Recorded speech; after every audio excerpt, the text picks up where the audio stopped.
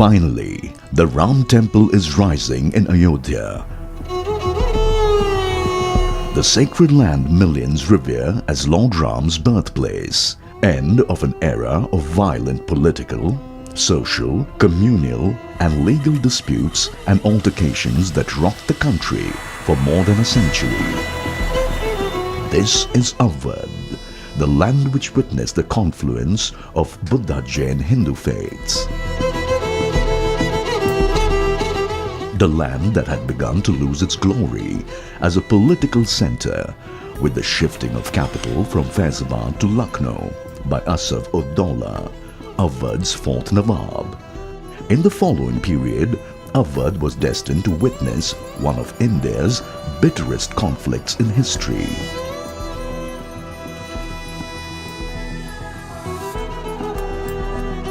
The Supreme Court verdict of 2019 that permitted the construction of the Ram Temple is the latest turning point in the turbulent history. The Apex Court also granted land outside the disputed territory to build a new mosque. The landmark judgment led the Mandir Masjid dispute to give way to the temple construction.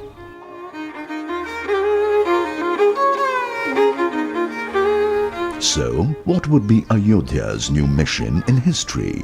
What awaits the ordinary folks of Ayodhya and Faizabad, whose lives have been in the throes of uncertainty ever since the demolition of the Babri Masjid in 1992?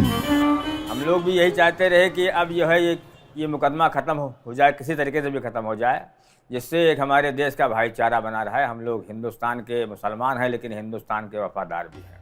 आज supreme court ने फैसला कर दिया, हमने उसका सम्मान किया। मंदिर का काम तो शुरू है। Even as the question remains of whether the Supreme Court verdict would resolve the conflict that deeply embarrassed secular India, Ayodhya is entering its new tryst with destiny.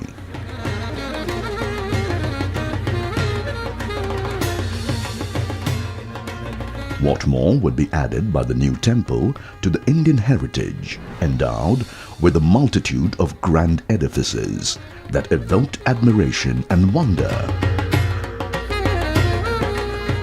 The latest marvel is planned to withstand at least the next millennium, successfully weathering the inevitable strokes from Father Time and Mother Nature.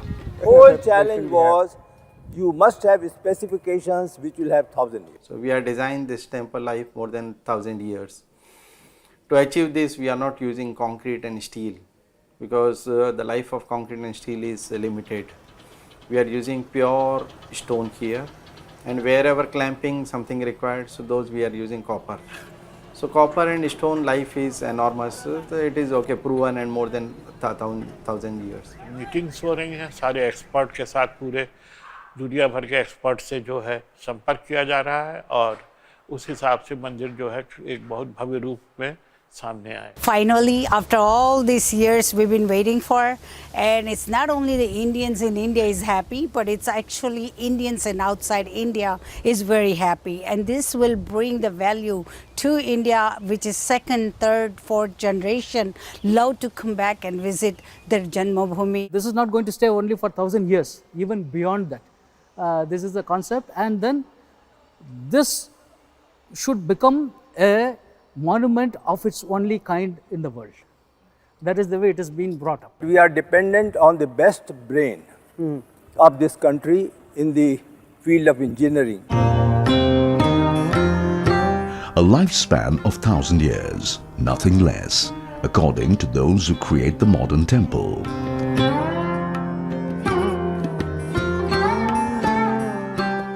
A tower of faith on the confluence of multiple religions for the Hindu flag to be hoisted again.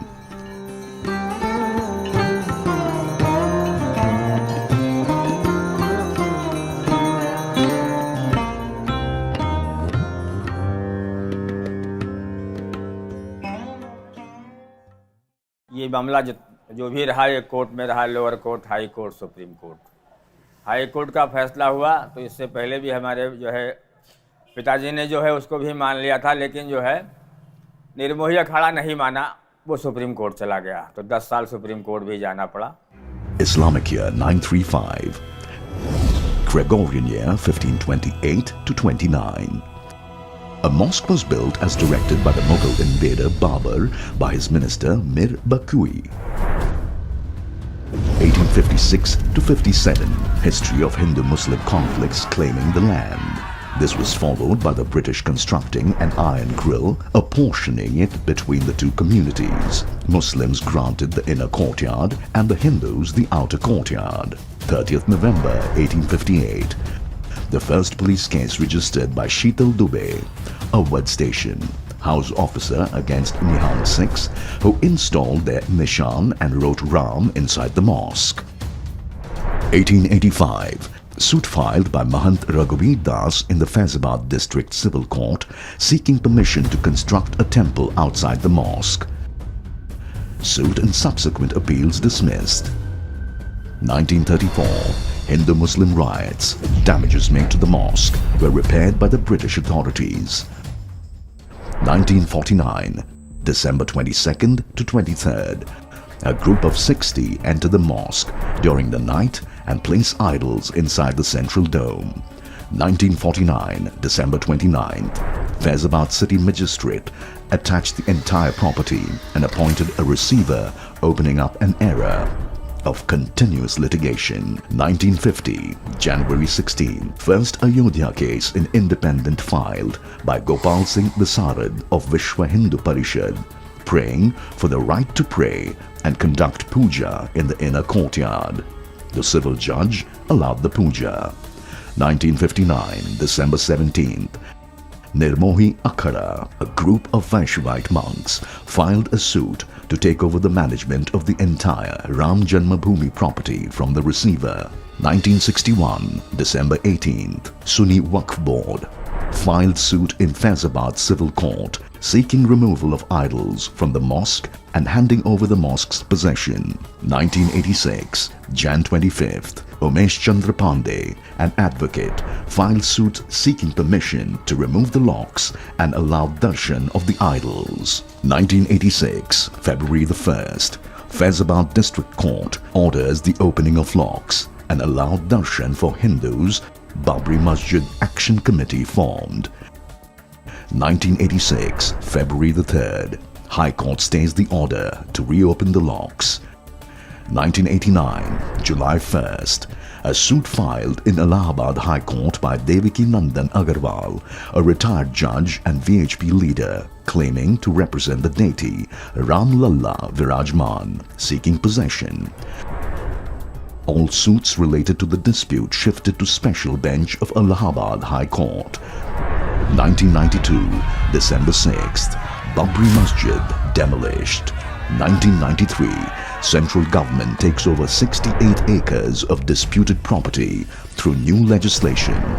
2002, October 23rd, High Court directs Archaeological Survey of India to conduct primary investigation to know if temple existed underneath the mosque.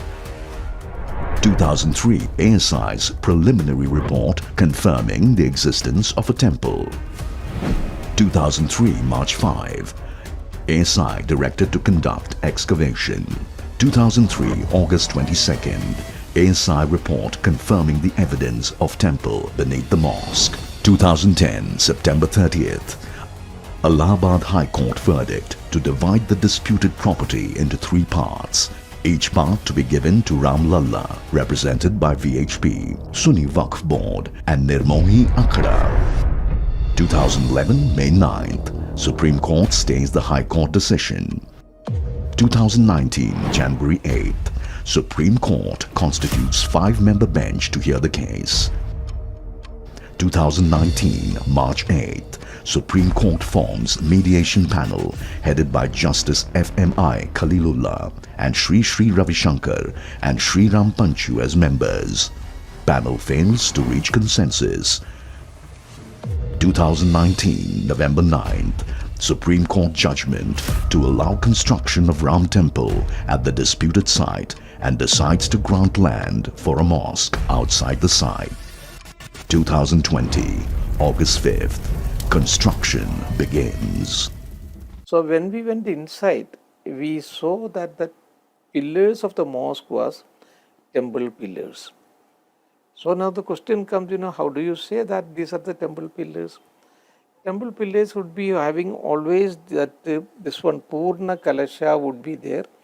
On the lower part of it, it would be engraved. And then there are certain temple motifs also, that chain and bell motifs would be there, which is seen in almost all the temples. These kinds, and then there were certain defaced sculptures also. This was seen, so we could tentatively date it also that it belongs to 12th century. And it was on the basis of that earlier we came to the conclusion that this was part of the temple. देखिए court ने फैसला कर दिया कि जो है किसी को कोई इतराज नहीं हुआ ना, जो है सारे मुसलमानों ने उसका सम्मान किया कि चलिए कोर्ट ने फैसला किया, हम हिंदुस्तान में मुसलमान हैं, संविधान को मानते हैं।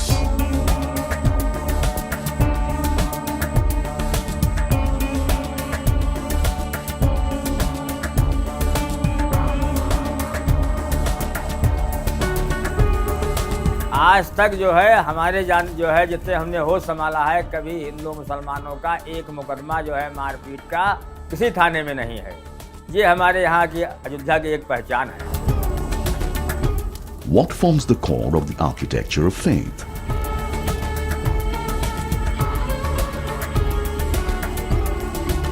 It is the spiritual tower created by human skill that transports the devotee standing humble and helpless before a divine presence.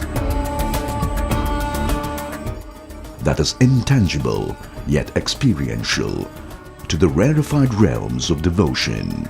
It is a performance manual that humbles humans naturally. How does this surreal architecture become humanly possible is its mystery and suspense. The modern Ram Shrine is being built not by those blessed sculptors of yore buried anonymously in history, who could feel the heart of stone with their hands, touched by gods. Today professionals from the Larsen & Toubro, Tata Consultancy Services and the Indian Institutes of Technology work together to create this contemporary temple. L&T has already left its mark on the various structures at the hallowed Venkateshwara temple of Tirupati and also the Lotus temple a quarter century ago. Here we are using all possible technologies. Design wise also we are using all facilities available in the India, best facilities. Okay, like this thing, this entire design is being done by L&T design team. It is being checked by Tata. TC is involved in the project, and apart from that, this we are getting help from IIT professors and NIT professors. This country never had a scarcity of great structures that have defied time and turbulence. So what should a new structure that hopes to join that Super League be built with? Stone, wood or metal?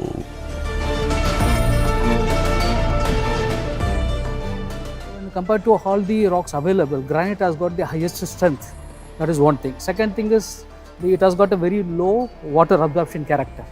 So then it has got a very good PV velocity, so something around 4,500 to 6,000 meters per second, indicating a very strong rock. So the compressive strength values are something more than the 150 MPa to 250 MPa. So normally we follow certain standards, the Indian standards as well as the the ASTM standards to qualify the stones. The new Ram temple is not being built at a time when natural resources are abundantly available like in the past. So how would the resources be organized for a new structure when stone and wood are so scarce and enormously expensive? You can say big volumes are there. We have done 2 lakh cubic meter of excavation we have done, and entire thing we have filled with RCC, roller compacted concrete. We source more than 10,000 truckload of aggregates here. We are using 17,000 big blocks granite blocks, which is coming from Bangalore. There again investment. Then superstructure, if you will see this temple, so there 4.5 lakh CFT of Bansi Parpur stone we are going to use. So this entire thing, then Parkota will come.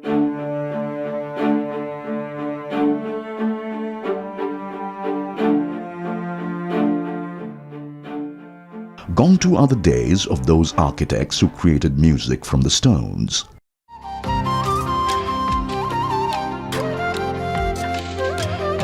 Nevertheless, we have been fortunate to be blessed with those great lessons of art they preached and practiced. Today, the quality of each granite block is also assessed in the most scientific manner. The first thing is the visual observation. In this case, what we do is we use this hammer. So this is called as geological hammer. So in this geological hammer, when you are hitting it, you get a metallic sound. Okay, if there is anything, any crack, it will give a dummy sound for the what. Now you can see the actual structure and the grains. Earlier you are seeing only that white. Now you can see the inner thing. Now these are the mica bands, foliation planes. Okay, these are all here. So now what we do is we see with this if any cracking is there or not. So this is a good block. So this is not going to affect the strength of the material.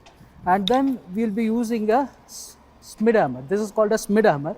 So in this what we do is we use this smid hammer to measure rebound hardness. So this will give you the hardness value of the rock. So whenever I have a doubt, I have a magnifying glass. So what we do is I look at the structure, this one. I look into this.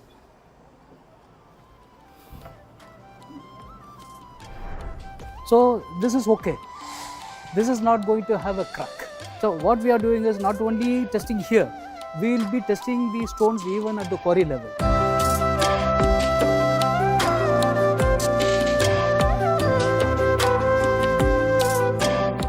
Streets of Ayodhya and upward still bear the remnants of a golden age of architecture.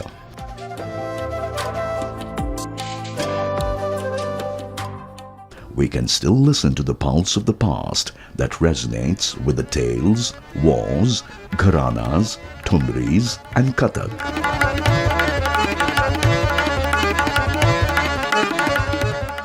The Orient has a glorious architectural legacy. Talents who knew the heart of architecture were never scarce in Indian soil.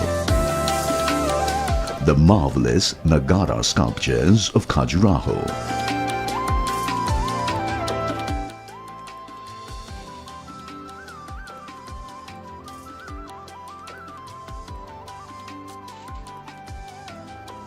The Madurai magic of Naikars.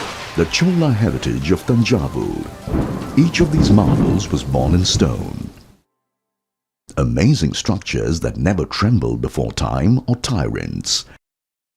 The aspiration for today's temple is to touch that phenomenal strength of those megastructures. How is it possible? This is the first temple where there we designed for seismic load, the earthquake and all those things. And there, these all joints we are using tongue and groove. Male female joints are there. One stone will have some groove there, other stone will have a key. So both will fit together and we will seal with a mortar. Apart from that, we are using copper clamps also. We are sourcing these stones from Bansi Parpur. Nearby some areas are there like Pindwada and Abu. So there ample craftsmen availabilities are there.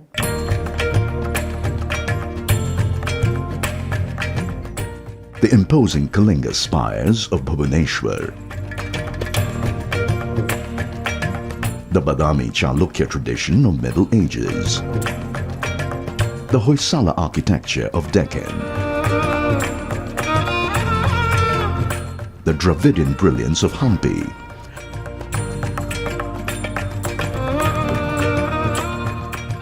They collectively form a veritable museum of Indian architects' tradition and magic.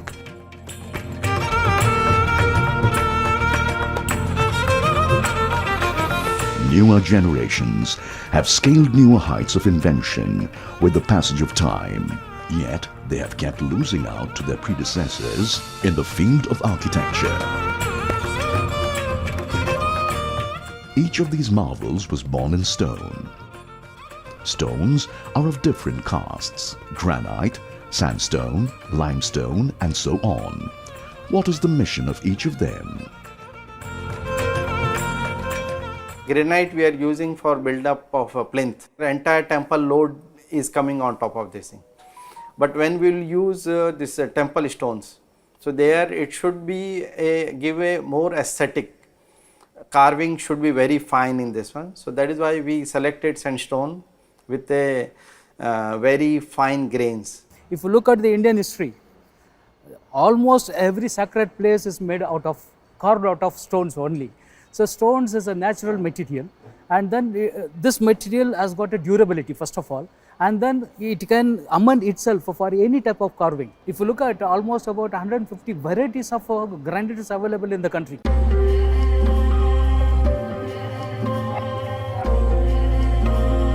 According to the Western Christian concept of architecture, church is the innard of Mother Mary. Large spaces where big congregations assemble. Not so with Hindu shrines.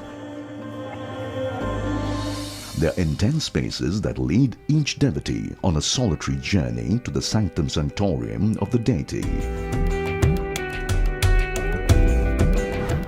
It launches a mystic trip from the macro to the micro. It enables a marvelous voyage to the summit of devotion.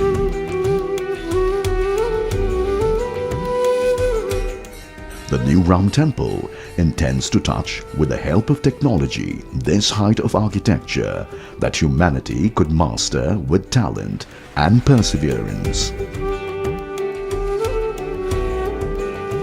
Here we are sure of everything. Those days it was only by assumption that we have done it, that it will be fine. But today it is not so. So we are applying the factor of safety, and we are seeing that every input is there, and this is being modeled, and then we are beyond doubt that whatever we are doing is, doubtful. No doubt exists in this.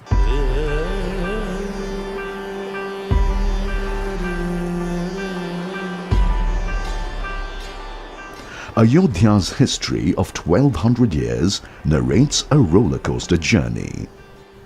From a lonely village on the banks of Sarayu to a theatre of wars, compromises, and culture sought out by kings, hermits, reformers, and ascetics.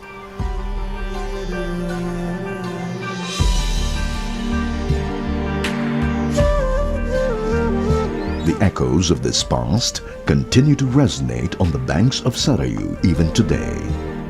But how will the temple transform today's Ayodhya?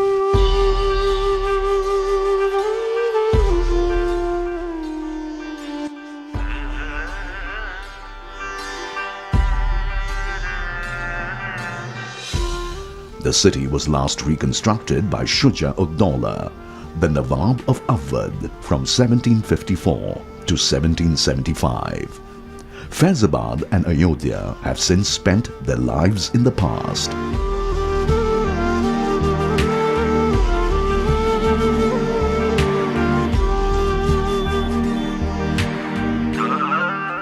How could the new Ram Temple contribute to the lives of people in Ayodhya? इससे अयोध्या में पर्यटन बढ़ेगा तो अयोध्या में hotels आएंगे, अयोध्या में बड़े बड़े आउटलेट्स बनेंगे, लोगों को रोजगार मिलेगा। ये कोई नई बात नहीं है, सरकार तो इसका प्रचार करती है कि अब आदमी बहुत बढ़ेंगे। आदमी यहाँ पहले से बढ़े हुए हैं। 2023 അതൊരു ലോകവ്യാപകമായ ഡെസ്റ്റിനേഷനായി മാറും. There'll be an airport coming, lot of foreign tourists coming, will be bringing lot of revenue. Every year when we visit India, temples are always on our itinerary. आज यहाँ पर आप आए हैं तो संभवतः 2 या 3 होटल से ज़्यादा बड़े होटल नहीं हैं। आपको भी हो सकता है कठिनाई हुई हो, टैक्सी की सुविधा कम है। यह सब आने वाले 2 वर्ष में हमको डेवलप अवश्य करना है। A land which stood frozen in time for long is waiting in the wings to be a smart city. Urban development and betterment of the lives of people are being eagerly awaited. Yet, notwithstanding its limitations, this little region on the banks of Sarayu had played a crucial role in deciding the stability of the thrones of Delhi. A thunder in Ayodhya used to shake the peacock throne of the Mughals until the Persian invader Nadir Shah seized and smuggled it out of the country. Ayodhya has lived to tell the tales of power struggles for centuries more, and quietly flows the Sarayu, the witness to eternal cycles of life and death, rise and fall of ordinary mortals, celebrated kings and gods too.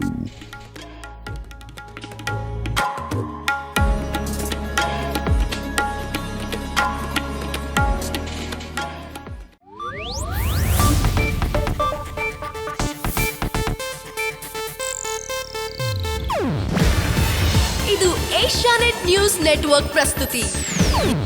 ನೀವು ನೋಡ್ತಿದ್ದೀರಾ Asianet ಸುವರ್ಣ news.